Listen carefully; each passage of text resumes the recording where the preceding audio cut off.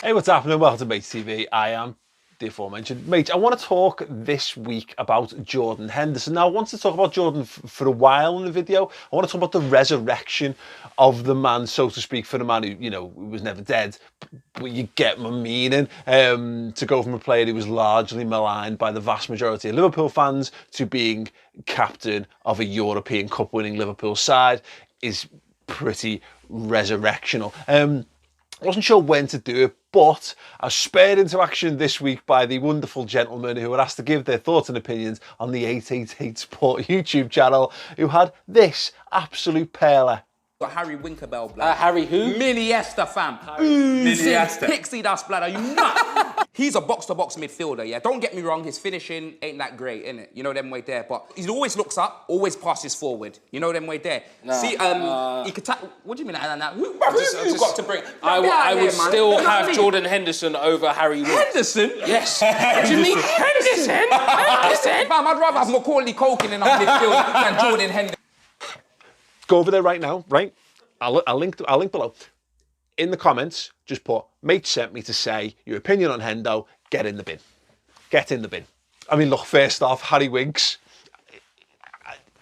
he sounds like a made-up player to me. I've got no idea really who he is or why anyone would possibly think he's better than Jordan Henderson. Look, I won't get drawn into the England thing too much because, look, people who watch this channel, who've watched content I've made over the years will know I'm no massive England fan. I don't mind them at major tournaments, but whatever. International breaks for me are largely holidays from the proper football. But this notion that Harry Winks should be involved in an England squad or be in an England midfield instead of Jordan Henderson is mad. And the perception of Jordan Henderson, I think, is absolutely crazy. For a start, I mean, look, Harry Winks, let's just shoot that to pieces because look, Harry Winks is 2 foot tall, so he's not strong or particularly physically commanding. He doesn't score goals. He doesn't create goals. That's exactly what England are looking for in the midfield. There's tons of them. The 10 a penny. They're all over the place. And for a spell of his career, Jordan Henderson was one of them too. He's not now. He's a genuine powerhouse box-to-box midfielder who gets involved in all aspects of attacking play. And he's got experience. And he's got talent. And he's involved regularly in arguably the best club side, barring one or two others maybe, in world football right now. Sound. But look, let's expand on the Jordan Henderson thing. I think it's been a bizarre career from the lad from Sunderland. It goes all the way back to being signed by Kenny Dalglish. There's some real touchstones in his career, and you consider that he was brought in for what at the time was quite a lot of money, and in terms of football inflation would be a pretty ridiculous amount of money nowadays. We've got value for him over that spell of time, but really in terms of him being at the peak of his powers, there's only a handful of seasons really where he has truly stood out. Now, I would contend that is that his fault? No, not necessarily, because of a number of factors. Kenny Dalglish brings him in, plays him about 50% of his games in his first full season at Liverpool in right midfield. And I think that was a pretty thankless task. And when you consider that we actually played Charlie Adam in the middle of the park that time, scandalous, actually scandalous, but so be it. But he continues. He has another setback later on. Brendan Rodgers comes into the club and looks to use him as part of a make-weight deal with Clint Dempsey at Fulham. People forget that, but that was the thing. He was offered to Fulham and Henderson decided to no. He wants to stay and fight for his place. Brendan Rodgers kept him. And ultimately, where his career starts to really turn a corner for Liverpool is the point where, having had a great season in 13-14, and you could even argue one of the reasons Liverpool don't go on and win the league title that season is the suspension that he picks up right at the back end means he's not available for the Chelsea game. He's not there to help do Gerrard's running, which he'd done for the vast majority of the back end of that season.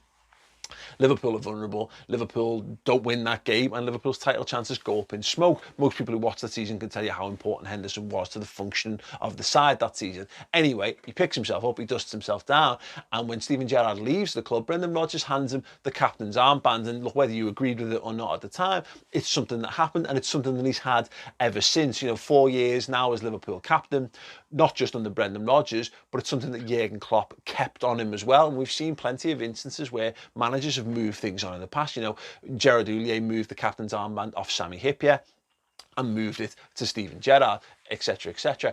What I think is fascinating for the people who've been critical of Jordan Henderson down the years is it overlooks so many, it overlooks his longevity, but it overlooks the amount of managers who've had the time for him. And some managers, you know, have higher ratings in football than others, but, you know, Fabio Capello calls him up to the England squad. Brendan Rodgers and Roy Hodgson use him in this period. You may or may not rate those managers. People know I don't particularly rate Roy Hodgson, but he had him in his Liverpool side and in his England side as well.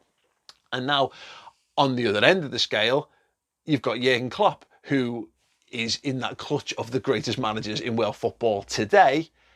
And not only does he keep the captain's armband on him, but he's also one of the first names on the Liverpool team sheet as well, particularly now that he's been moved into a more offensive box-to-box role. And I look at it as well, go back to the Kenny Dalglish thing. You know, there are a very, very limited number of managers who've won a Premier League title, and Kenny Dalglish is one of them. Absolute Liverpool legend as well, and saw something in Henderson that he thought would fit and vibe with Liverpool. And he's not wrong. Look at, there's just no one at Liverpool Football Club anymore who has stuck around the football club as long as Henderson. That's not by accident. That is by design of the people who've been in charge of the club during that period. Look at the players that have come in. You've got Fabinho coming in for 40 million, Naby Keita coming in for 50 million, Alex Oxlade-Chamberlain, 40 million pounds, Gini Wijnaldum, 25 million pounds, even Adam Lallana's coming in that time as well. Young talents coming in. We opted to play Trent Alexander-Arnold at right back rather than the midfield position that he'd been getting groomed for prior to that. Jordan Henderson has kept his place in the team and kept the armband in the face of Liverpool's going big and looking to bolster that midfield, which is a massive tick in the pro Jordan Henderson column. And I think anyone who's seen Jordan Henderson's performances, particularly since being moved into that more offensive midfield slot, the eyeball test alone tells you how good a footballer he is. And I think I get it when there's fans of other football clubs who, look, they don't watch Liverpool week in, week out. So you are naturally drawn. It's the same way, look, I'm joking in some regards when I'm talking about Harry Winks, but I don't watch Harry Winks weekend. Why would I know about Harry Winks? Why would I know what a good footballer Harry Winks is? Because a lot of the times, the players who are the cogs in the way that you play, they're not stand-up players. They're not highlight real players. They're not players that get brought to the attention on Match of the Day when you go searching for the goals, when you see things that permeate their way into your timeline on Twitter, on Facebook, etc. It's very rarely combative, industrious midfielders that make that. It's very much the guys who stick the ball in the back of the net, or they play the glorious pass, or they put in a fantastic sliding tackle. And Jordan Henderson, you know, doesn't have necessarily those showreel moments, but when you watch extended highlights of Liverpool performance when Henderson has played in his best position, his fingerprints are all over them. Go back and watch any of those LFC TV 10-minute highlight packages from any of Liverpool's best performances in the 13-14 season, and Henderson is everywhere. Look at them from all the best games, again from the back end of the season and actually as the season started this year. Jordan Henderson, absolutely all over them. You can't fault him. And I think sometimes people damn people with faint praise. So this idea that he covers every blade of grass, or he's got a great heart, somehow that's seen as a negative thing, whereas, or it's like, well, it's a fundamental, it should be a fundamental, but it's a fundamental that's so often overlooked. We've had so many football players at Liverpool who haven't possessed that, who've possessed all the talent in the world, but haven't possessed a fraction of the heart and desire that Jordan Henderson has. Look at the likes of John Joe Shelvey, probably technically a more gifted midfielder. If he had Jordan Henderson's engine and his work rate and his personality and his all-round work ethic, he'd probably be a much better footballer than Jordan Henderson. But he doesn't have those things. So he is a very, very average Premier League midfielder who, you know, let's be honest, is lucky to find his level at Newcastle. Look at the likes of Mario Balotelli. Pure gifted footballing talent, but nothing more than that. If he had those level of work rate, the level of endeavour, he would be one of the best players. He's not one of the best players in the game. He's fucking rubbish because ultimately he doesn't have all those extra things around him to be the perfect package. And again, we damn Jordan Henderson as though he doesn't have those technical abilities on top. He's got a fantastic range of passing. He's actually very strong in the tackle. He's physically strong. He's good in the air. He's good with his distribution aerial as well in terms of how he uses the ball with his head.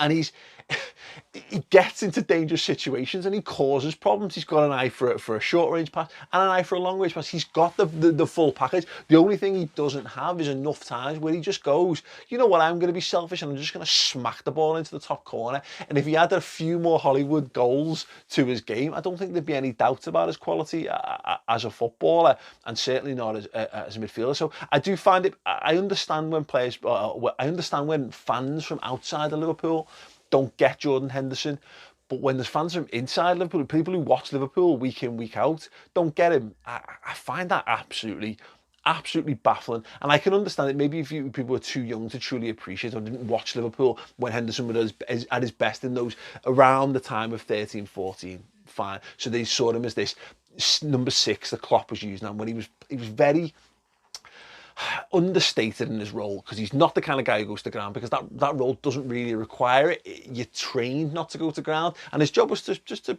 keep the ball ticking over. It's a very boring job. Play within yourself, don't leave your position too often, don't go to ground, don't overcommit, don't give the ball away.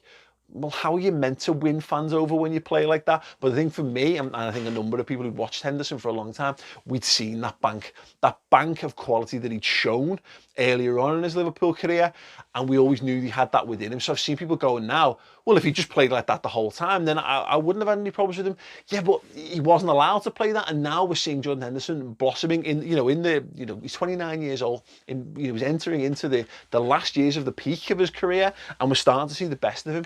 Great. I'm absolutely made up with that, because it shows what a good footballer he is, and it shows what a good squad Liverpool have got, that you can afford to have a player of that calibre in there as well. So these notions that Henderson doesn't belong in the England team are absolute nonsense. The notion that he doesn't belong at Liverpool, absolute nonsense. That he doesn't belong to deserve the captaincy, absolute nonsense. For me, he should be England captain. And here's the thing, I'm happy. If England fans don't want Jordan Henderson involved with England, made up, brilliant, retire Jordan. Just retire, just dedicate your entire life and fitness and every ounce of energy you've got left in your legs to Liverpool Football Club. I'd be absolutely made up, and Liverpool would be so much more successful for having that available to them.